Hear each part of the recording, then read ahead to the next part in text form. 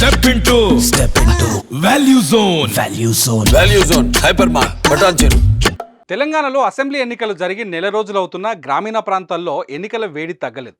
కొత్త ప్రభుత్వం ఏర్పడి కొత్త పథకాలు ప్రవేశపెడుతున్నప్పటికీ పల్లెల్లో మాత్రం రాజకీయ చర్చ కొనసాగుతూనే ఉంది. అందుకు ప్రధాన కారణం గ్రామ పంచాయతీ ఎన్నికలే. 2024 జనవరి చివరి నాటికి ప్రస్తుత సర్పంచుల పదవీ కాలం ముగుస్తుంది. అంతకంటే ముందే ఎన్నికల నోటిఫికేషన్ రావాల్సి ఉంది. అయితే కొత్త ప్రభుత్వం ఇంకా కుదురుకునే పనిలో ఉన్నందున సర్పంచ్ ఎన్నికలపై ఇప్పటి వరకు ఎటువంటి ప్రకటన రాలేదు.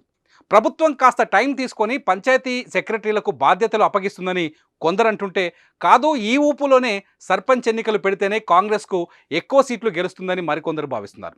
ఇలా సర్పంచ్ ఎన్నికలు ఎప్పుడనే విషయంపై పల్లెల్లో రకరకాల చర్చలు నడుస్తున్నాయి.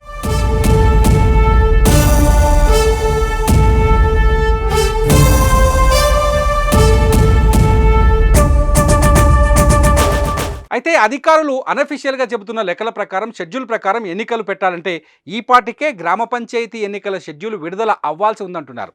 దీనికి తోడు గ్రామ పంచాయతీ రిజర్వేషన్ల విషయంపై సర్వత్రా ఉత్కంఠ నెలకొంది. బీఆర్ఎస్ ప్రభుత్వం 2 పర్యాయాలు అంటే 10 సంవత్సరాల పాటు ఒకే విధంగా రిజర్వేషన్ ఉండాలని చట్టసభల ద్వారా జీవో జారీ చేసింది. ఈ జీవో వచ్చిన తర్వాత ఇప్పటికీ ఒకేసారి గ్రామ పంచాయతీ ఎన్నికలు జరిగాయి. దీన్ని బట్టి చూస్తే ఇప్పుడు అవే రిజర్వేషన్లు కంటిన్యూ అవ్వాల్సి ఉంది. అలా సేమ్ రిజర్వేషన్లను కంటిన్యూ చేయాలని ఈ ప్రభుత్వం భావిస్తే ఏ క్షణమైనా షెడ్యూల్ విడుదల చేసే అవకాశం ఉంది. ఒకవేళ ఆ ప్రభుత్వం చేసిన చట్టాన్ని మనమెందుకు కంటిన్యూ చేయాలని రేవంత్ సర్కార్ భావిస్తే రిజర్వేషన్ ప్రక్రియ మార్చేందుకు 1 నెల నుంచి 3 నెలల సమయం పడుతుందని అధికారులు అంటున్నారు. కానీ ఎంపీ ఎన్నికల తర్వాత జీపీ ఎన్నికలు పెట్టే ఆలోచనలో రేవంత్ సర్కార్ ఉన్నట్లు పలువురు రాజకీయ ఎనలిస్టులు అభిప్రాయపడుతున్నారు.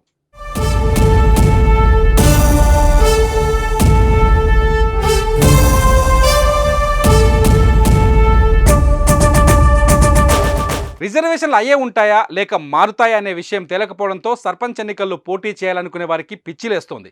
ఉదాహరణకు ఇప్పుడు ఎస్సీ రిజర్వేషన్ ఉన్న ఊరిలో అదే రిజర్వేషన్ నుంచి పోటీ చేయాలనుకునే వారు ఇప్పటి నుంచి ఓటర్లను ప్రసన్నం చేసుకునే పనిలో పడ్డారు. అయితే ఇప్పటి నుంచే ఖర్చు పెట్టుకుంటూ పోతే ఒకవేళ రిజర్వేషన్ చేంజ్ అయితే తమ పరిస్థితి ఏంటి అని అటు ముందుకు వెళ్ళలేక ఇటు వెనక్కి వెళ్ళలేక తర్జన భర్జన పడుతున్నారు. ఇలాగే ఎస్సీ రిజర్వేషన్ ఉన్న చోట వేరే బీసీ ఓసీ నాయకులు పోటీ చేయాలన్నా అదే పరిస్థితి ఎదురవుతోంది. రిజర్వేషన్ మారుతుందని ఇప్పటి నుంచి ఖర్చు పెట్టుకుంటూ పోతే రిజర్వేషన్ మారకపోతే సమయం డబ్బు వృధా అవుతోందని బాధపడుతున్నారు. పోనీ ప్రభుత్వ ప్రకటన వచ్చిన తర్వాత ఓటర్లను ప్రసన్నం చేసుకునే పని పెట్టుకుందామా అంటే మనకంటే ముందు మన అపోజిషన్ వ్యక్తి ప్రచారం మొదలు పెడతాడేమో అనే ఆలోచన అందరినీ తొలచివేస్తోంది.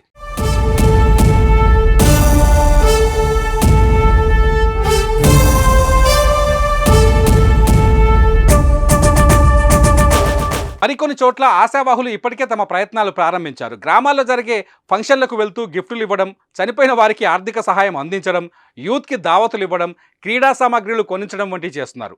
ఎక్కువగా ప్రస్తుతం అధికారంలో ఉన్న కాంగ్రెస్ పార్టీ నుంచి పోటీ చేసేందుకు ఎక్కువ మంది ఆసక్తి చూపిస్తున్నారు. ఓవరాల్గా గ్రామ పంచాయతీ ఎన్నికల ప్రకటన విడుదలపై పోటీ చేసి వారే కాక ఓటర్లు కూడా ఆసక్తిగా ఎదురుచూస్తున్నారు. చూద్దాం రేవంత్ సర్కార్ ఏ రోజు గ్రామ పంచాయతీ ఎన్నికలపైన గుడ్ న్యూస్ చెబుతుందో.